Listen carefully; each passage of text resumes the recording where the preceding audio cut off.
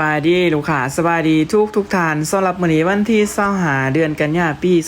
2025ทางงานเฮาได้เอาสุดโต๊ะกินข้าวแม่60เป็นสุดใหม่ดูโต๊ะจีนลูกค้าเนาะตัวนี้เป็นของลูกค้าเพิ่นสั่งจองออเดอร์จากโรงงานเฮาเป็นขนาดแม่60ใส่ตังค์10หน่วยลูกค้างามๆเลยเนาะ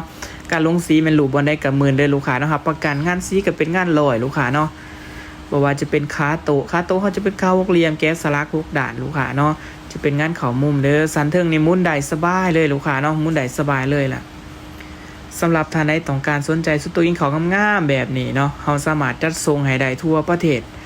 ย้ำลูกค้าต้องได้สั่งจองออเดอร์ก่อนเด้อเนาะหน้าโต๊ะก็จะแกะสลักงามแบบนี้ลูกค้าเนาะของเฮาจะเป็นงานเขามุมงานละเอียดเด้อเนาะงานละเอียดงานประณีตทุกจุดทุกบอนลูกค้าเนาะบ่ว่าจะเป็นข้างโต๊ะก็แกะสลักงามแบบนี้เนาะเฮาจะเป็นงานเขาหลีมเนาะงานใหม่ล็อกใหม่เด้อลูกค้าเนาะส่วนนี้ของลูกค้านครหลวงเพิ่นสั่งจองมาเนาะประมาณ2เดือนปลายฮักกันแล้วเด้อลูกค้ารีวิวก่อนส่งเนาะนอกจากนั้นเฮายังมีสุดโต๊ะเม็ด80 2เม็ดลูกค้าเนาะลูกค้าสามารถสั่งจองออเดอร์ได้เด้อเนาะ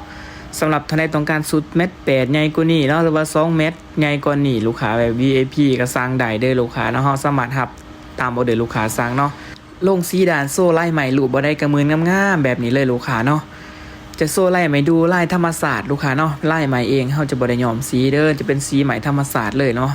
โซ่ไล่ใหม่สวยงามที่โดดเด่นลูกค้าตอนนี้สนใจไว้นางเฮือนในซ่านเนาะไว้ทานประทานอาหารกับครอบครัวอย่างอบอุ่นลูกค้าสามารถสั่งจองออเดอร์ได้เด้อลูกค้าเนาะสามารถสั่งจองออเดอร์ได้ตอนนี้สั่งไว้ได้ไว้เนาะสั่งสาได้สาลูกค้าเนาะ